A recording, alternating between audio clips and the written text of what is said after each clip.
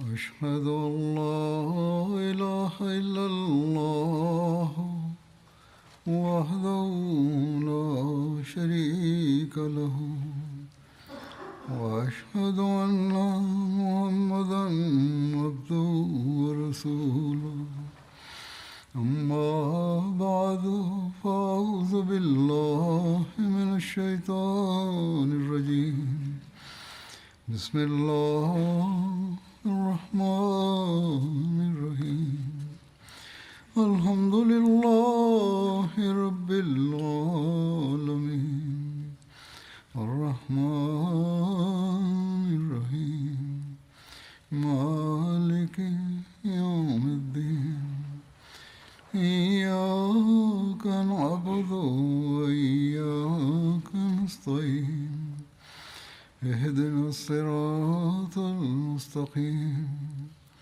صراط الذين أنعمت عليهم غير المغضوب عليهم ولا الضالين.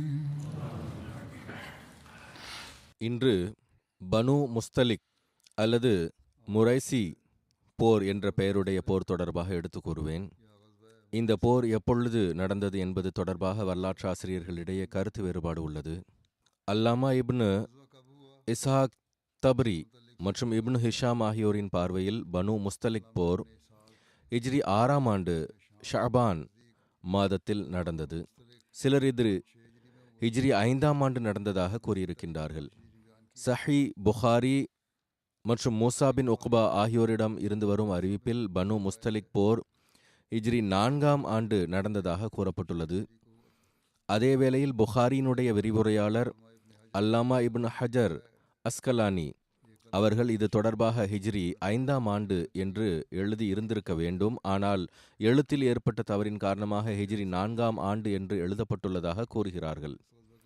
ஹஜ்ரத் மிர்சா பஷீர் அஹமத் சாஹிப் அவர்களும் ஆய்வு செய்து இந்த போர் தொடர்பாக பனு முஸ்தலிக் போர் ஹிஜ்ரி 5ஆம் ஆண்டு ஷஅபான் மாதத்தில் நடந்ததாக கூறுகிறார்கள். இந்த போரானது ஹுசா கோத்திரத்தின் ஒரு கிளை கோத்திரம் பனு முஸ்தலிக்கோடு நடந்தது. எனவே இந்த போருக்கு பனு முஸ்தலிக் போர் என்று பெயர். மேலும் இந்த கோத்திரம் முரைசி என்று அழைக்கப்பட்ட ஒரு கிணற்றுக்கு அருகே வசித்து வந்தது. இந்த காரணத்தினால் இந்த போரினுடைய மறுபெயர் முரைசி போர் என்பதும் ஆகும். முரைசி மதீனாவில் இருந்து ஏறக்குறைய 116 மைல் தொலைவில் இருந்தது. பனு முஸ்தலிக் குறைஷிகளினுடைய நட்பு கோத்திரமாக இருந்தார்கள். அவர்கள் மக்காவின் தாழ்வான பகுதியில் உள்ள ஹபிஷி என்று அழைக்கப்பட்ட மலைக்கு அருகே ஒன்று கூடி நாம் ஒரு மூச்சாக குறைஷியர்களுடன் இருப்போம் என்று சத்தியம் செய்திருந்தனர். எனவே அந்த மக்கள் அஹாபீஷ் என்றும் அழைக்கப்பட்டனர். மேலும் இந்த உடன்படிக்கைக்கு ஏற்பவே பனு முஸ்தலிக் கோத்திரத்தினர் உஹது போரில் குறைஷிய நிராகரிப்பாளர்களின் படையில் கலந்து கொண்டிருந்தார்கள். இந்த போருக்கான இன்னொரு காரணம் என்னவாக இருந்ததென்றால், பனு முஸ்தலிக் இஸ்லாத்தை எதிர்ப்பதில் மிகவும் துணிந்திருந்தார்கள். தொடர்ந்து வரம்பு மீறி கொண்டிருந்தார்கள். அவர்களுக்கு குறைஷிய நிராகரிப்பாளர்களின் முழுமையான உதவியும் ஒத்துழைப்பும் இருந்தது. உஹது போரில் முஸ்லிம்களுக்கு எதிரான சண்டையில் கலந்து கொண்டதன் காரணமாக இப்பொழுது இவர்கள் மிக துணிச்சலுடன் முஸ்லிம்களுக்கு எதிராக சண்டைக்கு வந்திருந்தனர். மேலும் அவர்களினுடைய கிளர்ச்சி என்பது அதிகமாக ஆகியிருந்தது. இரண்டாவது காரணம் என்னவாக இருந்ததென்றால், மக்காவிலிருந்து செல்லக்கூடிய பிரதான பாதையில் பனு முஸ்தலிக்கின் ஆதிக்கம் இருந்தது. இந்த மக்கள் முஸ்லிம்களின் மக்கத்து புழக்கத்தை தடுப்பதற்கு உறுதியான தடையாக இருந்து வந்தார்கள். மேலும் இந்த போருக்கான மூன்றாவது மற்றும் மிக முக்கியமான காரணம் என்னவென்றால், பனு முஸ்தலிக்கின் தலைவன் ஹாரிஸ் பின் அபி தர்ரார் தனது சமுதாயத்தையும் அரேபியர்களையும் ஹஜ்ரத் நபிகள் நாயகம் ஸல்லல்லாஹு அலைஹி வஸல்லம் அவர்களோடு சண்டையிடுவதற்காக ஆயத்தம் செய்தான். மேலும் மதீனாவிலிருந்து ஏறக்குறைய 96 மைல் தொலைவில் ஓரிடத்தில் படையை ஒன்று திரட்டத் தொடங்கினான். ஹஜ்ரத் மிர்சா பஷீர் அஹமத் சாஹிப் அவர்களும் கூட சீரத் ஹாத்தமுன் நபியினில் இது தொடர்பாக எழுதியுள்ளார்கள். குறைஷியர்களின் எதிர்ப்பு நாளுக்கு நாள் மிகவும் அபாயகரமானதாக ஆகிக் கொண்டிருந்தது. மேலும் அவர்கள் தங்களது சூழ்ச்சியால் அரபு நாட்டின் பல கோத்திரங்களை இஸ்லாம் மற்றும் இஸ்லாத்தினுடைய தோற்றுநருக்கு எதிராக ஆக்கியிருந்தார்கள். ஆனால் இப்பொழுது அவர்களினுடைய எதிர்ப்பானது ஒரு புதிய அபாயத்தை உருவாக்கியது. அது என்னவென்றால், முஸ்லிம்களோடு நல்ல சுமூகமான தொடர்பு கொண்டிருந்த ஹிஜாஸினுடைய கோத்திரங்களும் குறைஷியர்களினுடைய குழப்பத்தின் காரணமாக முஸ்லிம்களுக்கு எதிராக ஆகிவிட்டனர். இந்த விவகாரத்தில் முந்திக் கொண்ட புகழ்பெற்ற கோத்திரம் பனு ஹுசா ஆகும். அவர்களினுடைய ஒரு கிளை கோத்திரம் பனு முஸ்தலிக் மதீனாவிற்கு எதிராக தாக்குதல் நடத்த ஆயத்தங்களை தொடங்கினார்கள். அவர்களினுடைய தலைவன் ஹாரிஸ் பின் அபி தரார் அந்த பகுதியினுடைய பிற கோத்திரங்களுக்கு சுற்றுப்பயணம் சென்று இன்னும் சில கோத்திரங்களையும் தன்னோடு சேர்த்து கொண்டான்.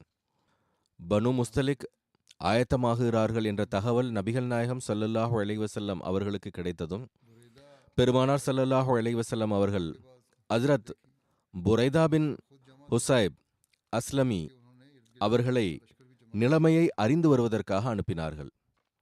அவர்கள் கிளம்பினார்கள். மேலும் அவர்களினுடைய நீரூற்றுக்கு அருகே சந்தித்தார்கள். புரைதா அவர்கள் தான் மற்றும் இன்றி அக்கம்பக்கத்து மக்களின் படைகளையும் ஒன்று கூட்டியிருந்த அந்த ஏமாற்றுக்கார சமுதாயத்தை கண்டார்கள். அவர்கள் ஹஜ்ரத் புரைதா அவர்களிடம் நீ யார் என்று வினவினர். ஹஜ்ரத் புரைதா அவர்கள், நான் உங்களிலிருந்து ஒருவன் இங்கு படை திரட்டப்படுவது தொடர்பாக கேள்விப்பட்டு வந்துள்ளேன் என்று கூறினார்கள். இவ்வாறு ஹிக்மத்தாக செயல்பட்டவாறு அவர்களினுடைய போர் ஆயத்தங்களை நன்கு மேற்பார்வையிட்டுவிட்டு ஹஜ்ரத் புரைதா அவர்கள் பெருமானார் ஸல்லல்லாஹு அலைஹி வஸல்லம் அவர்களிடம் வந்து நிலைமையை எடுத்துரைத்தார்கள். பெருமானார் ஸல்லல்லாஹு அலைஹி வஸல்லம் அவர்கள் முஸ்லிம்களை அழைத்தார்கள். மேலும் எதிரிகள் தொடர்பாக தகவல் தெரிவித்தார்கள்.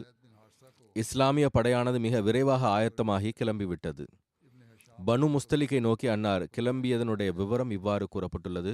ஒரு அறிவிப்பின் அடிப்படையில் அன்னார் ஹஜ்ரத் ஸாத் பின் ஹார்ஸா அவர்களை மதீனாவில் தனக்கு பின்னால் பொறுப்பாளராக நியமித்தார்கள். இப்னு ஹிஷாம் அவர்கள் ஹஜ்ரத் அபு ஸர் கஃபாரி அவர்களினுடைய பெயரை குறிப்பிட்டுள்ளார்கள். இதே போன்று ஹஜ்ரத் நுமைலா பின் அப்துல்லா அவர்களினுடைய பெயரும் கூறப்பட்டுள்ளது. எவ்வாறு இருப்பினும் இந்த படை கிளம்பியது. இஸ்லாமிய படை 700 பேரை கொண்டதாக இருந்தது. ரசூலுல்லாஹ் ஸல்லல்லாஹு அலைஹி வஸல்லம் அவர்கள் ஹிஜ்ரி 5ஆம் ஆண்டு ஷஅபான் 2ஆம் நாள் திங்கட்கிழமை மதீனாவிலிருந்து கிளம்பினார்கள். மேலும் இஸ்லாமிய படையை அழைத்து கொண்டு பனு முஸ்தலிக்கை நோக்கி கிளம்பினார்கள். மேலும் ஹஜ்ரத் மஸ்ஊத் பின் ஹுனைதா முரைசி போரில் கைடாக வழிநடத்துபவராக இருந்தார்கள். இந்த பயணத்தில் முஸ்லிம்களிடத்தில் மொத்தம் 30 குதிரைகள் இருந்தன. அதில் 10 முஹாஜிர்களின் கையில் இருந்தன. பெருமானார் ஸல்லல்லாஹு அலைஹி வஸல்லம் அவர்களிடம் 2 குதிரைகள் இருந்தன, லஸாஸ் மற்றும் ஜரா.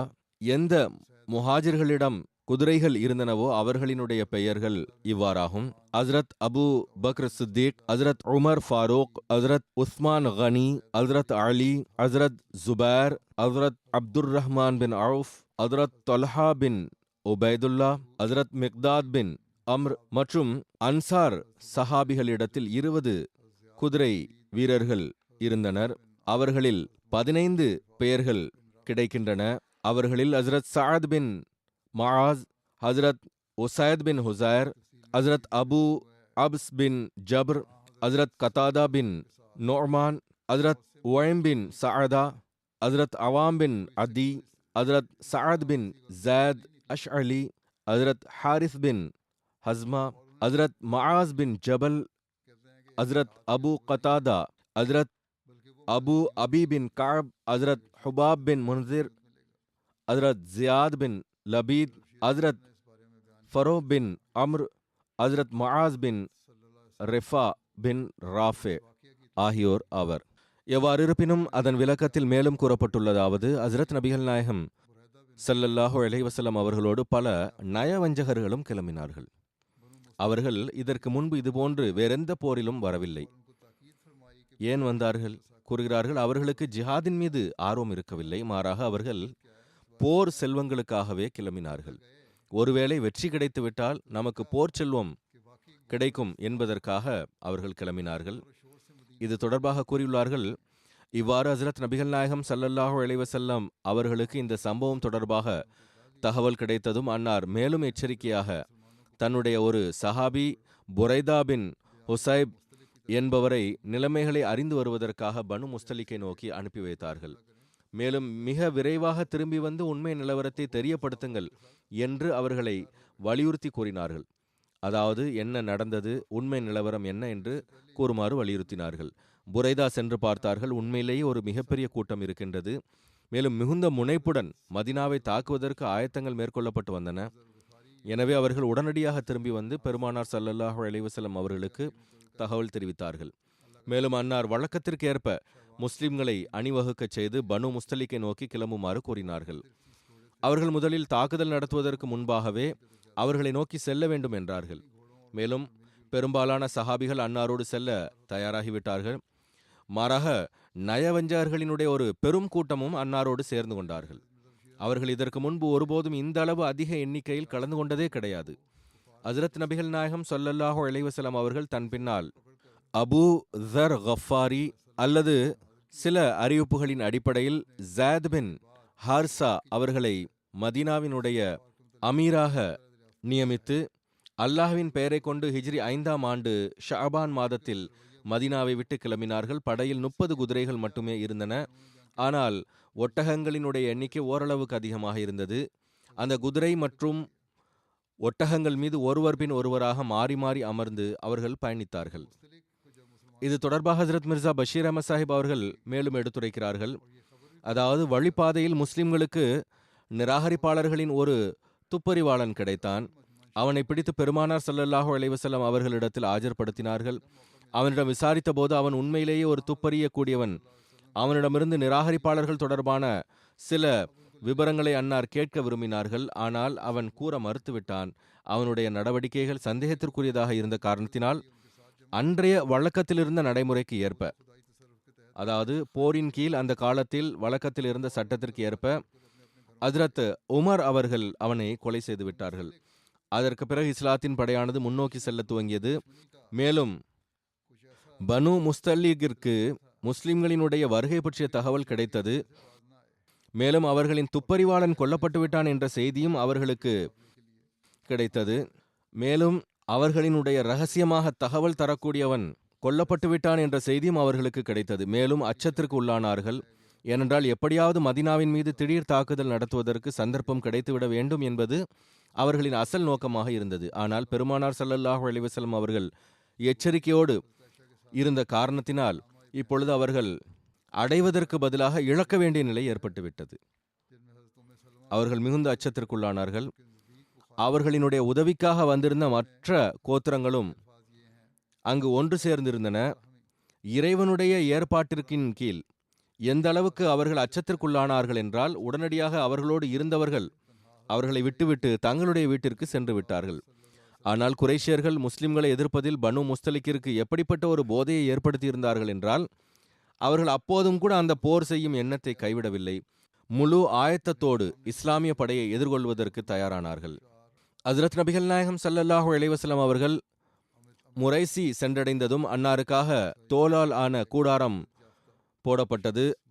அன்னாருடைய தூய மனைவியர்களில் ஹஜ்ரத் ஆயிஷா சித்திகா ரலியல்லாஹு அன்ஹா அவர்கள் அன்னாரோடு இருந்தார்கள். சில வரலாற்றாசிரியர்கள் ஹஜ்ரத் உம்மே சல்மா என்றும் குறிப்பிட்டிருக்கிறார்கள். அவர்களும் ஹஜ்ரத் ஆயிஷாவோடு இருந்தார்கள் என்கின்றனர். ஆனால் அல்லாமா இப்னு ஹஜர் அவர்கள் இது போன்ற அறிவிப்புகள் பலகீனமானது என்று கூறியிருக்கின்றார்கள்.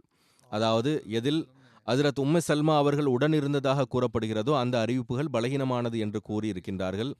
அவர்களின் பார்வையில் புகாரியினுடைய அறிவிப்பில் ஹஜ்ரத் ஆயிஷா ரதியல்லாஹு அன்ஹா அவர்களினுடைய இந்த சொற்கள் இடம்பெற்றுள்ளன. ஃபஹரஜ சஹமி, அதாவது குழுக்களில் எனது பெயர் எடுக்கப்பட்டது என்று கூறினார்கள். இதிலிருந்து தெரிய வருவது என்னவென்றால், இந்த போரில் தூய மனைவியர்களில் ஹஜ்ரத் ஆயிஷா ரலியல்லாஹு அன்ஹா அவர்கள் மட்டுமே தனியாக நபி ஸல்லல்லாஹு அலைஹி வஸல்லம் அவர்களோடு சென்றிருந்தார்கள். இந்த போரில் முஸ்லிம்களினுடைய முழக்கம் என்னவாக இருந்தது என்பது தொடர்பாக இப்னு ஹிஷாம் எழுதியுள்ளார். அதாவது பனு முஸ்தலிக்கினுடைய நாளில் முஸ்லிம்களினுடைய முழக்கம் என்னவாக இருந்ததென்றால், யா மன்சூரு அமித் அமித், அதாவது இதனுடைய மொழியாக்கம் என்னவென்றால், உதவி வழங்கப்பட்ட மனிதரே கொல்வீராக, கொள்வீராக. இந்த முழக்கத்தை பயன்படுத்துவதில் இருந்த ஹிக்மத் என்னவாக இருந்ததென்றால், முஸ்லிம்கள் மற்றும் நிராகரிப்பாளர்களுக்கு இடையே சந்தேகம் இருக்கக்கூடாது. இரவின் இருளிலும் கூட முஸ்லிம்கள் ஒருவர் மற்றவரை அடையாளம் கண்டுகொள்ள வேண்டும் என்பதாகும். பெருமானார் ஸல்லல்லாஹு அலைஹி வஸல்லம் அவர்கள் சஹாபா பெருமக்களை வரிசைப்படுத்தினார்கள். முஹாஜிர்களினுடைய கொடியை ஹஸ்ரத் அபூபக்கர் சித்திக் அவர்களுக்கு கொடுத்தார்கள். இன்னொரு அறிவிப்பு என்னவென்றால் ஹஸ்ரத் அம்மார் பின் யாசர் அவர்களுக்கு கொடுக்கப்பட்டது. மேலும் அன்சாரி கொடி ஹஸ்ரத் சஅத் பின் உபாதா அவர்களுக்கு வழங்கப்பட்டது. பெருமானார் ஸல்லல்லாஹு அலைஹி வஸல்லம் அவர்கள் ஹஸ்ரத் உமர் அவர்களிடம் மக்களிடம் அறிவிப்பு செய்யுமாறு, அதாவது எதிரியினுடைய படைக்கு முன்பு, மக்களே, அல்லாஹ்வை தவிர வணக்கத்துக்கு தகுதியானவர் எவரும் இல்லை, மேலும் அவனை கொண்டு தங்களது உயிர்களையும் பொருள்களையும் பாதுகாத்துக் கொள்ளுங்கள் என்று அறிவிப்பு செய்யுமாறு கட்டளையிட்டார்கள். ஹஸ்ரத் உமர் அவர்கள் அதே போன்று கூறினார்கள். ஆனால் இணை வைப்பாளர்கள் மறுத்துவிட்டார்கள். சிறிது நேரம் அம்பு எய்தல் நடந்தது. துவக்கத்தில் இணை வைப்பாளர்களிலிருந்து ஒருவர் அம்பை எய்தார். மேலும் முஸ்லிம்களும் சிறிது நேரம் அம்பு எய்து கொண்டிருந்தனர். பிறகு பெருமானார் ஸல்லல்லாஹு அலைஹி வஸல்லம் அவர்கள் தன்னுடைய சஹாபிகளிடம் தாக்குதல் நடத்துமாறு கட்டளையிட்டார்கள். அவர்கள் அனைவரும் ஒரே மூச்சாக தாக்குதல் தொடுத்தார்கள். இணை வைப்பாளர்களில் எவராலும் ஓடக்கூட முடியவில்லை. அவர்களில் 10 பேர் கொல்லப்பட்டார்கள். மீதமுள்ள அனைவரும் சிறைபிடிக்கப்பட்டார்கள். பெருமானார் ஸல்லல்லாஹு அலைஹி வஸல்லம் அவர்கள் அவர்களினுடைய ஆண் மற்றும் பெண்கள், குழந்தைகள் மற்றும் விலங்குகளையும் சிறைபிடித்தார்கள். ஹஸ்ரத் மிர்சா பஷீர் அஹ்மத் சாஹிப் அவர்கள் இதனுடைய விபரத்தில் எழுதியுள்ளதாவது, பெருமானார் ஸல்லல்லாஹு அலைஹி வஸல்லம் அவர்கள் முரைசி சென்றடைந்ததும் எங்கு பனு முஸ்தலிக் தங்கியிருந்தார்களோ அது கடற்கரைக்கு அருகில் மக்கா மற்றும் மதினாவிற்கு நடுவே உள்ள ஒரு இடத்தின் பெயராகும். அங்கு கூடாரம் இடுமாறு அன்னார் கட்டளையிட்டார்கள். மேலும் படையை வரிசைப்படுத்தி கொடிகளை விநியோகம் செய்தார்கள். அதற்கு பிறகு பெருமானார் ஸல்லல்லாஹு அலைஹி வஸல்லம் அவர்கள் ஹஸ்ரத் உமர் அவர்களிடம் முன்னே சென்று பனு முஸ்தலிக்கிற்கு அவர்கள் இப்பொழுதும் கூட இஸ்லாத்தை எதிர்ப்பதை விட்டுவிட்டால், மேலும் ஹஸ்ரத் நபிகள் நாயகம் ஸல்லல்லாஹு அலைஹி வஸல்லம் அவர்களின் ஆட்சியை ஏற்றுக்கொண்டால் அவர்களுக்கு அமைதி வழங்கப்படும் என்று அறிவிப்பு செய்யுமாறு கட்டளையிட்டார்கள். மார்க்கத்தை மாற்றிக்கொள்வது பற்றி குறிப்பிடவில்லை. ஹஸ்ரத் நபிகள் நாயகம் ஸல்லல்லாஹு அலைஹி வஸல்லம் அவர்களினுடைய ஆட்சியை ஏற்றுக்கொண்டால் அவர்களுக்கு அமைதி வழங்கப்படும், முஸ்லிம்கள் திரும்பி விடுவார்கள் என்று கூறப்பட்டது. ஆனால் அவர்கள் மிக கடுமையாக அதை மறுத்தார்கள். மேலும் போரிடுவதற்கு தயாரானார்கள். எந்த அளவுக்கு எழுதப்பட்டுள்ளது என்றால், எல்லாவற்றுக்கும் முதலாக இந்த போரில் எய்யப்பட்ட அம்பு அவர்களினுடைய தரப்பிலிருந்துதான் எய்தப்பட்டது. அதாவது பனு முஸ்தலிக்கை சார்ந்தவரே முதல் அம்பை ஏதினார். ஹஸ்ரத் நபிகள் நாயகம் ஸல்லல்லாஹு அலைஹி வஸல்லம் அவர்கள் அவர்களினுடைய இந்த நிலையை கண்டதும் அன்னாரும் சஹாபா பெருமக்களுக்கு சண்டையிடுமாறு கட்டளையிட்டார்கள். சிறிது நேரத்திலே இரு தரப்பினரும் இடையே மிக கடுமையான முறையில் அம்பு ஏதல் நடைபெற்றது. அதற்கு பிறகு பெருமானார் ஸல்லல்லாஹு அலைஹி வஸல்லம் அவர்கள் சஹாபா பெருமக்களிடம் ஒரு சேர தாக்குதல் நடத்துமாறு கட்டளையிட்டார்கள். எனவே அந்த திடீர் தாக்குதலின் விளைவாக நிராகரிப்பாளர்களின் பாதங்கள் தடுமாறின. ஆனால் முஸ்லிம்கள் எப்படிப்பட்ட விழிப்புணர்வுடன் அவர்களை சூழ்ந்தார்கள் என்றால், முழு சமுதாயமுமே சுற்றி வளைக்கப்பட்டு ஆயுதங்களை கீழே போடும் நிர்பந்தத்திற்கு உள்ளானது. மிகவும் அபாயகரமான சூழல் ஏற்பட இருந்த இந்த போரானது 10 நிராகரிப்பாளர்கள் மற்றும் ஒரு முஸ்லிம் கொல்லப்பட்டு முடிவுக்கு வந்தது. இன்று ஒரு ஷஹீத் மற்றும் சில மர்ஹூம்களை பற்றியும் எடுத்து கூற வேண்டியது உள்ளது. எனவே அசல் ஹுத்பாவை சுருக்கமாகவே கொடுக்கின்றேன். முஹர்ரம் தொடர்பாகவும், அதாவது நாம் முஹர்ரம் மாதத்தை கடந்து கொண்டிருக்கின்றோம், துஆவின் பக்கம் கவனமூட்ட விரும்புகிறேன். இது ஒரு வேதனைக்குரிய சம்பவமாகும். இதில் அநீதி மற்றும் கொடூரத்தினுடைய எல்லை மீறிய உதாரணமாகும். ஹஸ்ரத் நபிகள் நாயகம் ஸல்லல்லாஹு அலைஹி வஸல்லம் அவர்களினுடைய பேரன் மற்றும் அன்னாரினுடைய குடும்பத்தினர்கள் ஷஹீதாக்கப்பட்டனர். ஆனால் முஸ்லிம்களின் துரதிர்ஷ்டம் என்னவென்றால், இதிலிருந்து படிப்பினை பெறுவதற்கு பதிலாக இப்பொழுது வரை இந்த அநீதியானது நீடித்துக் கொண்டிருக்கின்றது. மேலும் ஷியா மற்றும் சுன்னிகளினுடைய குழப்பம் அல்லது தீவிரவாத தாக்குதல்களினுடைய சம்பவங்கள் அதிகமாகி விடுகின்றன. இதில் பல உயிர்களும் வீணாகின்றன. இரு தரப்பிலும் இன்னும் சொல்ல வேண்டுமென்றால், இந்த பிரிவினைவாதம் மற்றும் சுயநலன்களை பெறும் விருப்பமானது முஸ்லிம் உலகில் குழப்பத்தின் நிலையை உருவாக்கி இருக்கின்றது. மாறாக ஆண்டு முழுவதுமே உலமா தரப்பிலிருந்தும் பல்வேறு பிரிவுகளின் தரப்பிலிருந்தும் கூட, மேலும் ஆட்சியாளர்கள் தரப்பிலிருந்தும் கூட ஒருவர் மற்றவருக்கு எதிராக அநீதிகள் வெளிப்படுகின்றன. அவர்களுக்கு எந்த அறிவும் வருவதில்லை. சிறிதளவாவது படிப்பினை பெற வேண்டும், சிறிதளவாவது இறைவனுக்கு அஞ்ச வேண்டும். அல்லாஹ் இந்த குழப்பத்தை முடிவுக்கு கொண்டு வருவதற்கு தன்னுடைய வாக்குறுதிக்கு ஏற்ப செய்திருக்கக்கூடிய ஏற்பாட்டை ஏற்றுக்கொள்வதற்கு இவர்கள் தயாராக இல்லை. இவர்கள் வாக்களிக்கப்பட்ட மசீஹிடம் பையத் செய்ய விரும்பவில்லை. இதன் மூலம் மட்டும்தான் இந்த உம்மத்தை ஒரே உம்மத்தாக காண முடியும். மேலும் குழப்பத்தை முடிவுக்கு கொண்டு வர முடியும். முஸ்லிம்களினுடைய ஒற்றுமை நிலவ முடியும். இந்த ஒரு வழிமுறை மட்டுமே உள்ளது. அந்தோ இந்த மக்களுக்கு இது புரிந்தால் எவ்வளவு நன்றாக இருக்கும். எவ்வாறு இருப்பினும் இந்த நாட்களில் அஹ்மதிகள் ஸலவாத் ஓதுவதன் பக்கமும் முஸ்லிம்களினுடைய ஒற்றுமைக்காகவும் குறிப்பாக துவாக்களின் பக்கம் கவனம் செலுத்த வேண்டும். தங்களுடைய நிலைமைகளையும் முன்னேற்றுவதற்கு மற்றும் அல்லாஹ்வினுடைய தொடர்பில் முன்னேறுவதன் பக்கமும் குறிப்பான கவனம் செலுத்த வேண்டும். நம் அனைவருக்கும் அல்லாஹ் இதற்கான நல்வாய்ப்பினை வழங்குவானாக. நான் கூறியது போன்று சில ஷஹீத் மற்றும் மர்ஹூம்களினுடைய குறிப்பை எடுத்து கூறுவேன். ஒரு ஷஹீத், இவர்களினுடைய பெயர் பூஞ்சா மெஹமூத் சாஹிப். இவர் தமாஞ்சாவர் டோகோ ஜமாத்தை சார்ந்தவராக இருந்தார். 21 ஜூன் அன்று தீவிரவாதிகள் அவர்களினுடைய வீட்டில் நுழைந்து இவர்களை ஷஹீதாக்கிவிட்டார்கள். இன்னா லில்லாஹி வ இன்னா இலைஹி ராஜிஊன். வயது 64 இருந்தது. பின்விட்டு சென்றவர்களில் 2 மனைவிமார்களும் 14 குழந்தைகளும் உள்ளனர். நவீத் நயீம் சாஹிப் ஜமாத்தினுடைய முபல்லிக் சாஹிப் எழுதுகிறார்கள், டோகோவுடைய வடக்கு பகுதியின் தலைநகருக்கு அருகே இருந்த ஜமாத் தமஞ்சாரோ, இந்த பகுதி புர்கினா ஃபாசோவுடைய ஒட்டி உள்ள எல்லை பகுதியில் இருக்கின்றது. போஞ்சா சாஹிப் அவர்களுக்கு இந்த ஜமாத்தினுடைய ஆரம்பகால உறுப்பினர்களில் இணையும் நற்பெயர் கிடைத்தது. விவசாயம் செய்து சம்பாதித்து வந்தார்கள். அங்கேயே ஒரு தற்காலிக தங்குமிடமும் அவர்கள் ஏற்படுத்தி இருந்தார்கள். அங்கு மழை காலத்தில் மனைவி மக்களோடு மாறிவிடுவார்கள். வறட்சியான காலத்தில் கிராமத்திற்கு திரும்பி வந்து விடுவார்கள். அது கணிசமான தொலைவில் இருந்தது. பிறகு மழை காலம் வரும்பொழுது மீண்டும் அங்கு திரும்பி சென்று விடுவார்கள். இன்றைய நாட்களில் தன்னுடைய அந்த ஃபார்மில்தான் இருந்தார்கள். 21 ஜூன் அன்று இரவு 8 மணிக்கு 4 தீவிரவாதிகள் வீட்டில் நுழைந்தார்கள். டார்ச் அடித்தார்கள். அவர்களினுடைய மகன், 14 வயது மகன், வெளிச்சம் தென்பட்டது. வெளிச்சத்தை கண்டு உடனடியாக அங்கு வந்து பார்த்தான். அவர்களினுடைய தந்தையை தீவிரவாதிகள் சுற்றி வளைத்திருந்தனர்.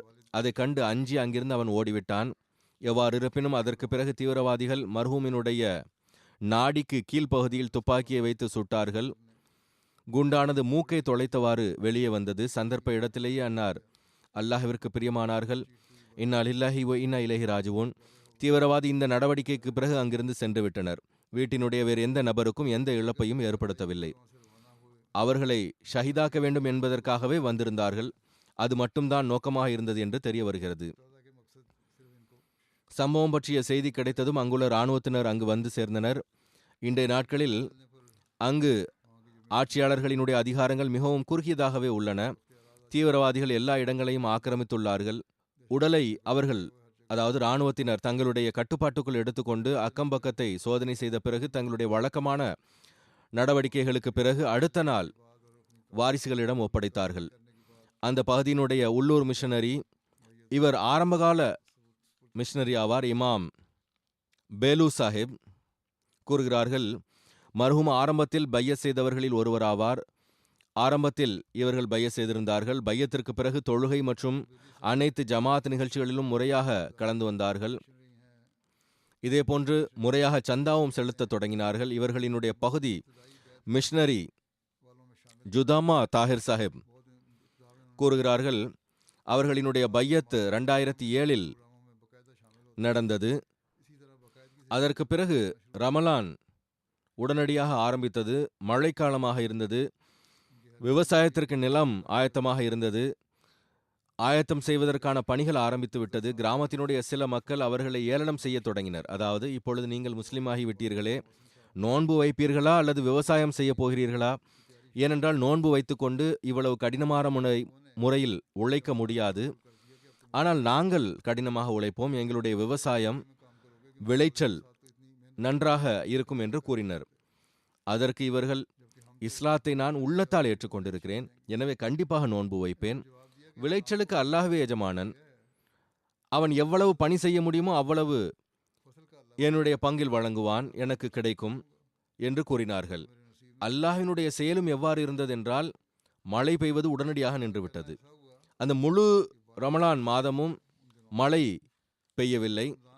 இவர்களும் எளிதாக நோன்பை நோற்றார்கள். பெருநாளுக்கு அடுத்த நாள் மழை பெய்ய தொடங்கியது. இவ்வாறு அவர்களினுடைய கிராமத்தில் அந்த பகுதியில் விவசாயம் நடைபெறுகிறது. அனைத்து மக்களும் தங்களுடைய விளைச்சல் நிலங்களை நோக்கி பணியாற்ற சென்றார்கள். எவர்கள் ஏளனம் செய்து கொண்டிருந்தார்களோ அல்லாஹ் அவர்களையும் பணி செய்ய விடாமல் தடுத்தான். தன்னுடைய அடியானுக்கும் இறைவணக்கம் செய்வதற்கான நல்வாய்ப்பை வழங்கிவிட்டான். ஜமாத் நிலைநாட்டப்பட்டு 4 வருடங்களுக்கு பிறகு தலைமையகத்திலிருந்து பள்ளிவாயில் கட்டுவதற்கான திட்டமிடப்பட்டது. இங்கு பள்ளியினுடைய தேவை என்ன இருக்கிறது என்று அங்குள்ள அஹ்மதி அல்லாதவர்கள் தரப்பிலிருந்து அதிக அழுத்தம் கொடுக்கப்பட்டது. நீங்கள் எங்களுடைய பள்ளியிலேயே தொழுது கொள்ளுங்கள் என்று கூறினார்கள். ஆனால் அவர்கள் நாங்கள் எங்களுடைய பள்ளிவாயில் கட்டுவோம் என்று கூறினார்கள். பிறகு இந்த பள்ளிவாயில் கட்டப்பட்ட பிறகு எப்பொழுதெல்லாம் இவர்கள் கிராமத்தில் இருப்பார்களோ ஐவேளை தொழுகைகளை பள்ளிவாயிலேயே முறையாக நிறைவேற்றி வந்தார்கள். அவர்களினுடைய மூத்த சகோதரர் யாக்கூப் சாஹிப் அவர்கள் கூறுகிறார்கள், மிகுந்த மென்மையான உள்ளமுடையவராக இருந்தார்கள். எவருக்கும் ஒருபோதும் தீமையை நாடியதில்லை. குடும்பத்தினரிடையே ஏதேனும் ஒரு பிரச்சனை ஏற்பட்டால் இவர்களிடம் வருவார்கள். மிக எளிதாக அதை தீர்த்து வைப்பார்கள். அல்லாஹ் மர்ஹூமினுடைய அந்தஸ்தை உயர்த்துவானாக. அவர்களினுடைய சந்ததிகளுக்கும் அவர்களினுடைய நன்மைகளை தொடர்வதற்கான நல்வாய்ப்பை வழங்குவானாக. அல்லாஹ் அந்த பகுதியில் தீவிரவாதத்தையும் முடிவுக்கு கொண்டு வருவானாக. மேலும் அமைதியான சூழல் உருவாகட்டுமாக. இந்த நிலை எப்படி என்றால், கூறுவதற்கு வேண்டுமானால் மக்களுக்கிடையே பரஸ்பரம் சண்டைகள் நடைபெறுகின்றன அல்லது முஸ்லிம்களினுடைய பிரிவுகளிடையே குழப்பம் ஏற்பட்டிருக்கின்றது. ஆனால் இந்த அனைத்தும் பின்புலத்தில் பெரும் சக்திகள் தரப்பிலிருந்து அவர்கள் தங்களுடைய நலனுக்காக இந்த நாடுகளில் தீவிரவாதத்தை ஊக்குவிக்கின்றார்கள். பிறகு தாமே அமைதி நிலைநாட்டக்கூடியவர்கள் என்று கூறிக்கொண்டு அனுதாபம் காட்டுபவர்களாக ஆக முயற்சிக்கின்றனர். இவர்கள் பின்புலத்தில் துணை போகாவிட்டால் இது போன்ற அமைப்புகள் செயல்படவே முடியாது. முஸ்லிம்களுக்கும் நாம் என்ன செய்கிறோம் என்று அறிவு வருவதில்லை. சில முஸ்லிம் அமைப்புகள் இருக்கின்றன, சில அரசியல்வாதிகளும் உள்ளனர். அவர்கள் இந்த தீவிரவாதிகளோடு இணைந்து விட்டார்கள்.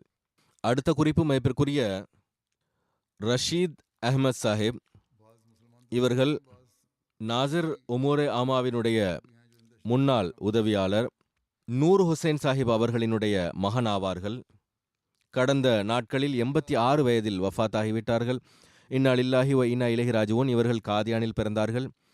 பிறப்பால் அஹ்மதியாக இருந்தார்கள். இவர்களினுடைய குடும்பத்தில் அஹ்மதியத் அவர்களினுடைய தந்தை நூர் ஹுசைன் சாஹிப் அவர்கள் மூலமாக 1924ஆம் ஆண்டு 2வது ஹிலாஃபத் காலகட்டத்தில் வந்தது. அவர்கள் பையத் செய்து அஹ்மதியத்தில் இணையும் நற்பேறு பெற்றார்கள். ரஷீத் சாஹிப் அவர்கள் ஆரம்ப கல்வி காதியானில் பெற்றார்கள். பாகிஸ்தான் உருவான பிறகு மெட்ரிக் படித்து முடித்த பிறகு இவர்களினுடைய ஜமாத் தொண்டு ஆரம்பமானது.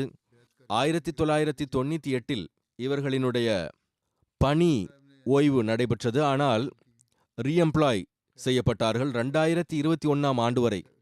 அதாவது எதுவரை உடல்நலம் இவர்களுக்கு அனுமதி வழங்கியதோ தொண்டாற்றும் நற்பேறு பெற்றார்கள். மர்ஹூம் ஒட்டுமொத்தமாக ஏறக்குறைய 65 ஆண்டுகள் ஜமாத்திற்கு தொண்டாற்றி இருக்கின்றார்கள். எண்ணற்ற சிறப்பம்சங்களுக்கு சொந்தக்காரராக இருந்தார்கள். தினசரி பணியை தினசரி செய்யக்கூடிய வழக்கமுள்ளவராக இருந்தார்கள். ஜமாத்திற்கு மிகவும் விசுவாசமுள்ள பொறுப்பாளராக இருப்பதோடு மட்டுமின்றி அனைத்து ஜமாத் விவகாரங்களையும் இரகசியம் காத்தவாறு செய்து வந்தார்கள். நேரத்தை சரியாக பேணும் பண்பு அவர்களிடம் இருந்தது. வசியத் அமைப்பில் இணைந்திருந்தார்கள்.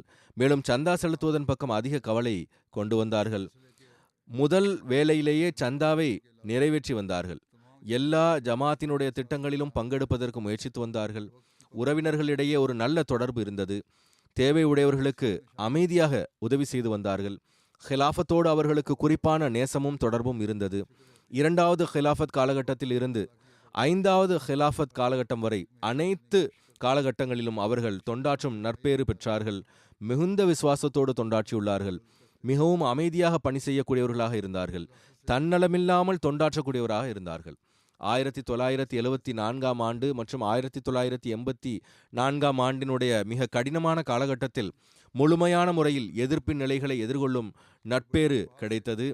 1974 எதிர்ப்பின் காலகட்டத்தில் காவல்துறை இவர்களை சிறைபிடித்தது. இவர்களை சிறைபிடித்து ஃபைசலாபாதுக்கு அழைத்து சென்று கொண்டிருந்தார்கள். போலீஸ் வாகனத்தில் சென்யூட் என்ற இடத்தில் எதிரிகளினுடைய மிகப்பெரிய ஒரு கூட்டம் அந்த பஸ்ஸை தாக்கியது. எதில் இவர்களை காவல்துறையினர் அழைத்து சென்று கொண்டிருந்தார்களோ அந்த பஸ்ஸை காவல்துறையினர் மற்றும் அந்த பஸ்ஸை தாக்கினர். காவல்துறையினர் மற்றும் அந்த பேருந்தில் இருந்த மற்ற பயணிகள் ஓடிவிட்டார்கள். காவல்துறையினரும் ஓடிவிட்டார்கள். இவர்களை விட்டுவிட்டு. அந்த ஊர்வலத்தில் கலந்து கொண்டவர்கள், இவர்களுக்கு காவல்துறையினர் கையில் விலங்கு மாட்டியிருந்தனர். அந்த ஊர்வலத்தில் கலந்து கொண்டவர்கள் விலங்கிட்ட நிலையிலேயே அவர்களை கத்திகளை கொண்டு தாக்குதல் தொடுத்தார்கள். மிக கடுமையான முறையில் காயமுற்றார்கள். அற்புதமான முறையில் இவர்களினுடைய உயிர் தப்பியது. பல மாதங்கள் மருத்துவமனையில் இருந்தார்கள். அதற்கு பிறகு மீண்டும் சிறைச்சாலைக்கு மாற்றப்பட்டார்கள். இதன் காரணமாக அவர்களினுடைய விரல்களும் துண்டித்திருந்தன, முகத்திலும் காயங்கள் இருந்தன. சில காலம் வரை அவர்களுக்கு பேசுவதிலும் கூட சிரமம் இருந்தது. ஆனால் எந்நிலையிலும் அல்லாஹ் அவர்களின் உயிரை காப்பாற்றினான்.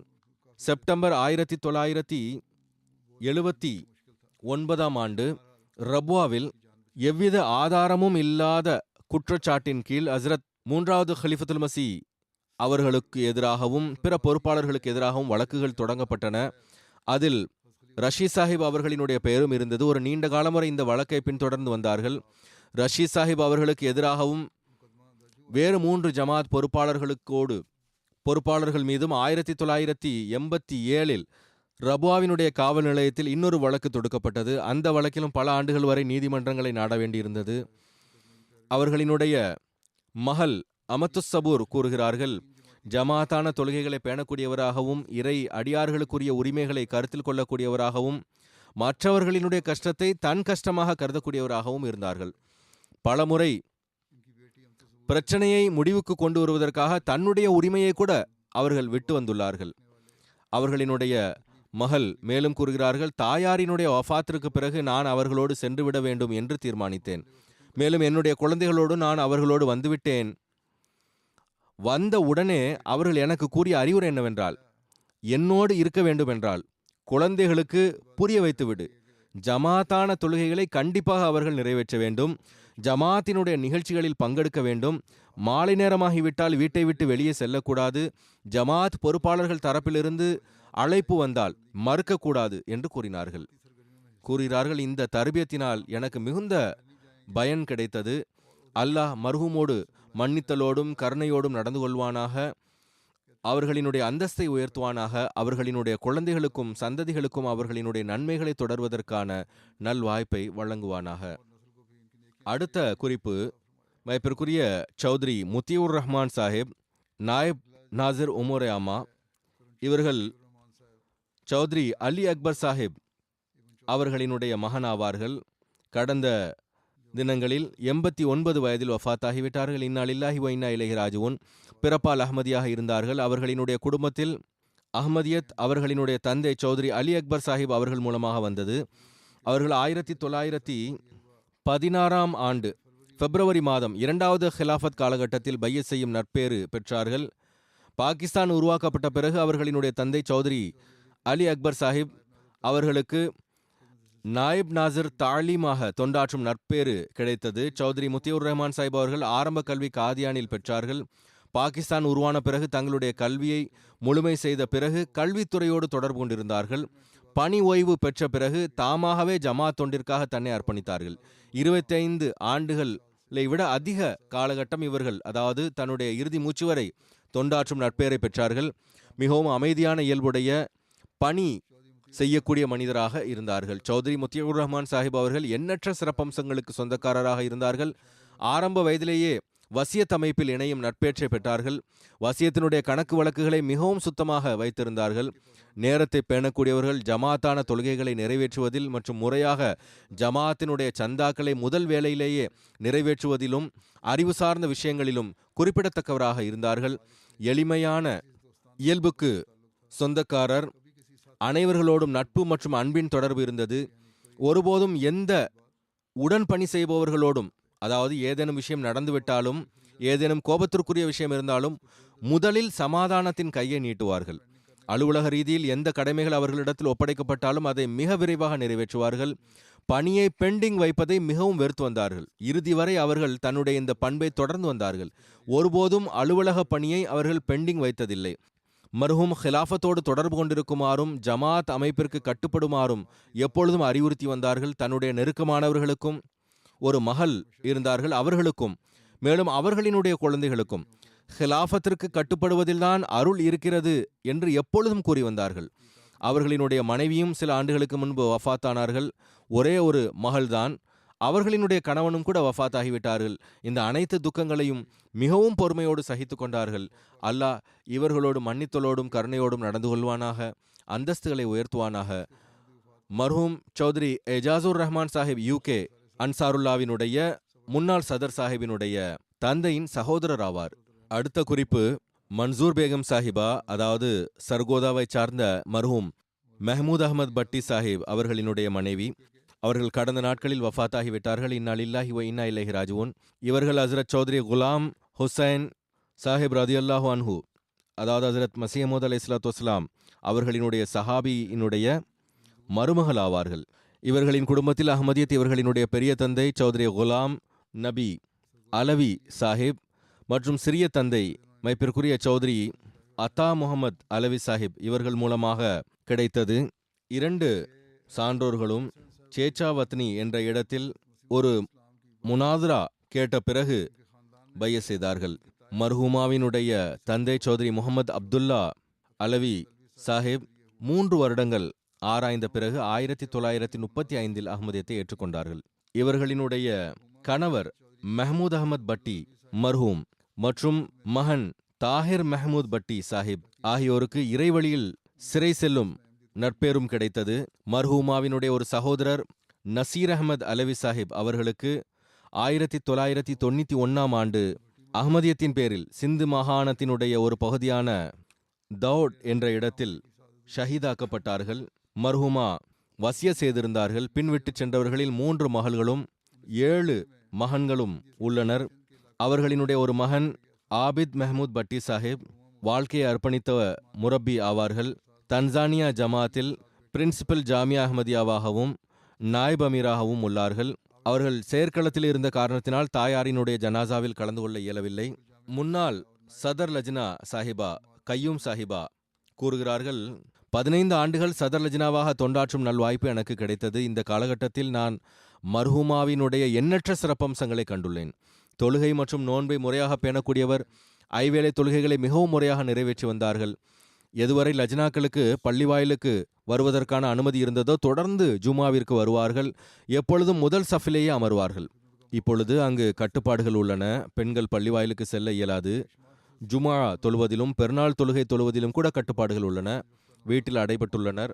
நிம்மதி இழந்து இருக்கின்றார்கள். எப்பொழுது நம்முடைய இந்த நிலைமைகள் சரியாகும், நாம் எப்பொழுது பள்ளி வாயிலுக்கு செல்வோம் என்று எதிர்பார்த்து கொண்டிருக்கின்றனர். அவர்களுக்காகவும் துவா செய்யுங்கள். அல்லாஹ் பாகிஸ்தானினுடைய மக்களின் மீது கருணை புரிவானாக. எல்லா கூட்டத்திலும் இவர்கள் கலந்து கொள்வார்கள். ரமலானில் முறையாக லஜ்னாக்களோடு பள்ளிவாயிலில் தராவிஹ் தொழுகையை நிறைவேற்றுவார்கள். எப்பொழுதும் தன்னுடைய குழந்தைகளையும் அவர்களினுடைய குழந்தைகளையும் பள்ளிவாயிலோடு இணைத்தே வைத்திருந்தார்கள். குழந்தைகளுக்கு நல்ல தர்பியத் வழங்கியுள்ளார்கள். எப்பொழுதும் குழந்தைகளை ஜமாத்திற்கு தொண்டாற்றுவதன் பக்கம் ஆர்வமூட்டி வந்தார்கள். கைசர் முகமது பட்டி சாஹிப் இவர்களுடைய மகன் எழுதுகிறார்கள், சந்தாக்களை நிறைவேற்றுவது தொடர்பாக எப்பொழுதும் அவர்கள் தன்னுடைய பாக்கெட் மணியிலிருந்து அதை செலுத்தி வந்தார்கள். வசியத்தினுடைய தொகையையும் கூட தான் சேமித்து வைத்ததிலிருந்தே நிறைவேற்றினார்கள். நாங்கள் அவர்களுக்கு ஹிஸ்ஸா ஜாய்தாத் சந்தாவை நாங்கள் செலுத்தி விடுகிறோம் என்று மீண்டும் மீண்டும் வற்புறுத்தியும் அவர்கள் நான் இறைவழியில் வசிய செய்திருக்கிறேன், இது என்னுடைய உரிமையாகும் என்று கூறி தெளிவாக மறுத்துவிட்டார்கள். மார்க்கத்திற்கென குறிப்பான தன்மான உணர்வு கொண்டவராக இருந்தார்கள். 1989 கிராமத்தில் ஜமாத்தினுடைய நிலைமைகள் மோசமான போது எதிரிகள் கிராமத்தில் அஹ்மதிகளினுடைய வீடுகளுக்கு நெருப்பு வைத்து பள்ளிவாயிலை ஆக்கிரமிக்க நினைத்த போது இவர்கள் தன்னுடைய கணவரிடத்தில் மற்றும் மகன்கள் இடத்தில், நீங்கள் பள்ளிவாயிலை நோக்கி செல்லுங்கள், நான் தனியாக வீட்டை பாதுகாத்துக் கொள்கிறேன் என்று கூறினார்கள். அந்த நாட்களில் இவர்களினுடைய தந்தை, இவர்களினுடைய குடும்பம் மற்றும் இவர்களினுடைய மகன்களை காவல்துறையினர் கைதும் செய்தனர்.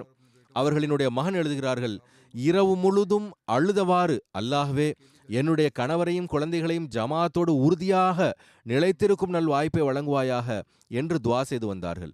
அல்லாஹ் அவர்களோடு மன்னித்தலோடும் கருணையோடும் நடந்து கொள்வானாக. அவர்களினுடைய சந்ததிகளுக்கும் அவர்களினுடைய நன்மையை தொடர்வதற்கான நற்பேற்றை வழங்குவானாக.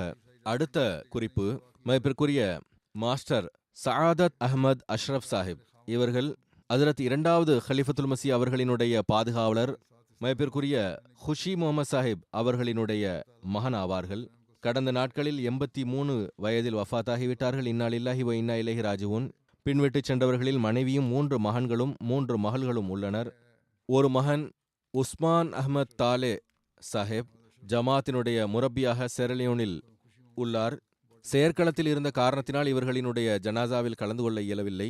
உஸ்மான் சாஹிப் அவர்கள் எழுதுகிறார்கள், தந்தை பணியின் அடிப்படையில் ஆசிரியராக இருந்தார்கள். 1963 ஆண்டில் ஹஜ்ரத் முஸ்லிமோத் ரதிலத்தலானு அவர்களினுடைய அறிவிப்புக்கு ஏற்ப லப்பைக் என்று கூறியவாறு சிந்தில் பஷீராபாதிற்கு ஹிஜ்ரத் செய்து வந்தார்கள். தாலிமுல் இஸ்லாம் ஹைஸ்கூலில் அரபி ஆசிரியராக நியமிக்கப்பட்டார்கள். பஷீராபாதிற்கு ஹிஜ்ரத் செய்வதற்கு முன்பாக மேற்கு தாருர் ரஹ்மத்தில் வசித்து வந்தார்கள். அவர்களுக்கு ஹஜ்ரத் மௌலானா குலாம் ரசூல் ராஜகி சாஹிப் அவர்களோடு மிகவும் நேசத்திற்குரிய தொடர்பு இருந்தது. மேலும் மௌலானா ராஜகி சாஹிப் அவர்கள் என்னுடைய தந்தையாரை தன்னுடைய ஒரு மகன் என்று கூறி வந்ததாக கூறுகிறார்கள். அவர்களினுடைய நல்ல இயல்பின் காரணமாக அவர்களோடு மிகவும் அன்பின் தொடர்பு கொண்டிருந்தார்கள். அதாவது மௌலவி சாஹிப் அவர்கள் இவர்களிடம் தன்னுடைய சொந்த வேலைகளையும் கூட கூறி வந்துள்ளார்கள். துவா செய்வதற்காக எவரேனும் ஏதேனும் தொகைகளை காணிக்கையாக செலுத்தினால் மௌலானா ராஜகி சாஹிப் அவர்கள் அதை என்னுடைய தந்தையாரை அழைத்து இந்த தொகையை தாரு ஜியாஃபத்தில் வரவு வைத்து விடுங்கள், மேலும் அதற்கான ரசீதை பெற்று வாருங்கள் என்று அனுப்புவார்கள். அதாவது அந்த தொகையை சந்தாவாக கொடுத்து வந்தார்கள். கூறுகிறார்கள், ஒரு நாள் வெயில் காலத்தில் ஹஜ்ரத் மௌலானா ராஜகி சாஹிப் அவர்கள் வீட்டிற்கு வந்தார்கள். கதவை தட்டினார்கள். தந்தையார் வெளியே சென்றபோது மௌலானா சாஹிப் அவர்களிடத்தில், இவ்வளவு வெயிலில் நீங்களேன் வந்தீர்கள், என்னிடம் சொல்லியிருந்தால் நான் வந்திருப்பேனே என்று கூறினார்கள். அதற்கு மௌலானா சாஹிப் அவர்கள் பதிலுக்கு என்னுடைய தந்தையிடம், உனக்கு பணத்தின் தேவை இருந்தால் என்னிடமே நீ கூறியிருக்கலாமே என்றார்கள். ஹஜ்ரத் மௌலானா ராஜகி சாஹிப் அவர்கள் மேலும் கூறுகிறார்கள், அல்லாஹ் எனக்கு கட்டளையிட்டவாறு சாதத்திற்கு பைசாவின் தேவை உள்ளது, சென்று அவருக்கு பைசாவை கொடுத்து வா என்று கூறினான். ஹஜ்ரத் மௌலானா ராஜகி சாஹிப் அவர்கள் சட்டை பையில் இருந்த பணத்தை எடுத்து அவர்களுக்கு கொடுத்துவிட்டு சென்றார்கள். இவ்வாறு அவர்களினுடைய இறைவனுடனான தொடர்பு இருந்தது. இறைவன் தானே தன்னுடைய இன்னொரு நல்லடியாரினுடைய உள்ளத்தில் சென்று இவருக்கு உதவி செய் என்று போடுகிறான். ஹிலாஃபத்திற்கு கட்டுப்படுவதில் இவர்களினுடைய தரமானது பொறாமைப்படும் விதத்தில் இருந்தது. முரப்பி சாஹிப் அவர்கள் கூறுகிறார்கள், சிறிது காலத்திற்கு முன்பு நான் விடுமுறை எடுத்துக்கொண்டு அவர்களை சந்திப்பதற்காக பாகிஸ்தான் சென்றேன். அவர்களினுடைய நிலையை பார்த்து நான் இன்னும் சிறிது நாட்கள் விடுமுறை எடுத்துக்கொள்ளவா என்று கேட்டேன். அதற்கு அவர்கள் மிக கடுமையாக கூறினார்கள், இனிமேல் இது போன்ற விஷயத்தை ஒருபோதும் சிந்திக்க வேண்டாம், மேலும் உன்னுடைய நாவிலும் கூட இவ்வாறு கூறக்கூடாது. காலத்தினுடைய ஹலீஃபா உன்னை ஒரு இடத்தில் அமர்த்தி இருக்கின்றார்கள், அங்கேயே இருக்க வேண்டும், மேலும் ஜமாத்திற்கு தொண்டாற்ற வேண்டும், இறுதி மூச்சு வரை அந்த பணியை செய்யவும் அதனை எப்பொழுதும் பாதுகாக்கவும் வேண்டும் என்று கூறி வந்தார்கள். எப்பொழுதும் சகோதர சகோதரிகளிடத்தில் பயணத்தில் செல்லும் பொழுது சலவாத் ஓதிக்கொண்டிருக்க வேண்டும், லா ஹவுல வலா குவத்த இல்லா பில்லா ஓதிக்கொண்டிருக்க வேண்டும் என்று அறிவுறுத்தி வந்தார்கள். அவர்களினுடைய ஒரு சம்பவம் எழுதியுள்ளார்கள். அவர்கள் முபஷிர் கோந்தல் சாஹிப் தொடர்பாக எழுதியுள்ளார்கள். பிஎட் தேர்வு எழுதி கொண்டிருந்த பொழுது அரபியினுடைய தேர்வுத்தால் மிகவும் கடினமாக இருந்தது. பாடத்திட்டத்தை விட்டு வெளியே சில விஷயங்கள் கேட்கப்பட்டிருந்தன. தந்தையார் கூறுகிறார்கள், சிறிது நேரத்திற்கு பிறகு ஒரு கூடுதல் பக்கம் பெற்றேன். எழுதி கொண்டிருந்தார்கள். அதற்கு பிறகு மீண்டும் கூடுதலான பக்கங்களை பெற்றுக்கொண்டே இருந்தார்கள்.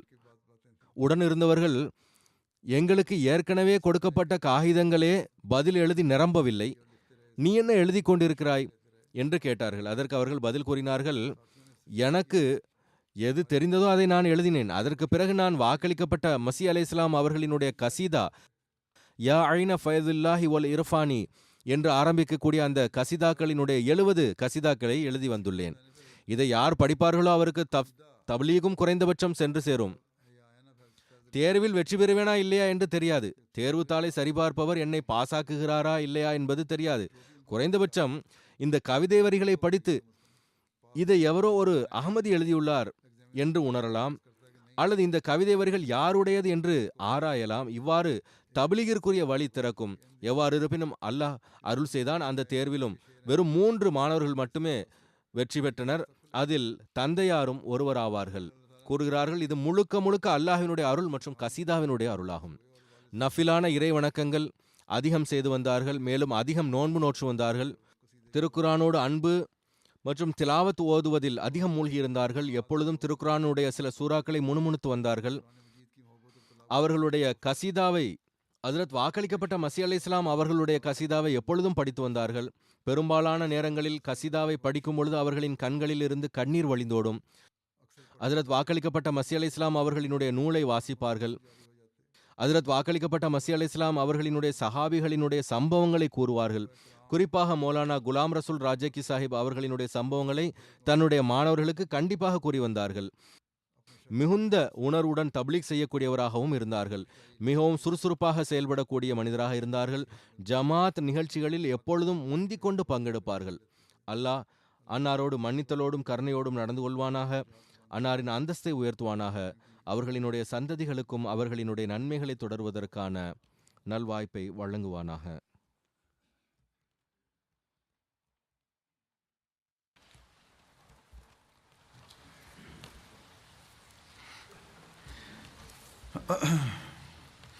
الحمد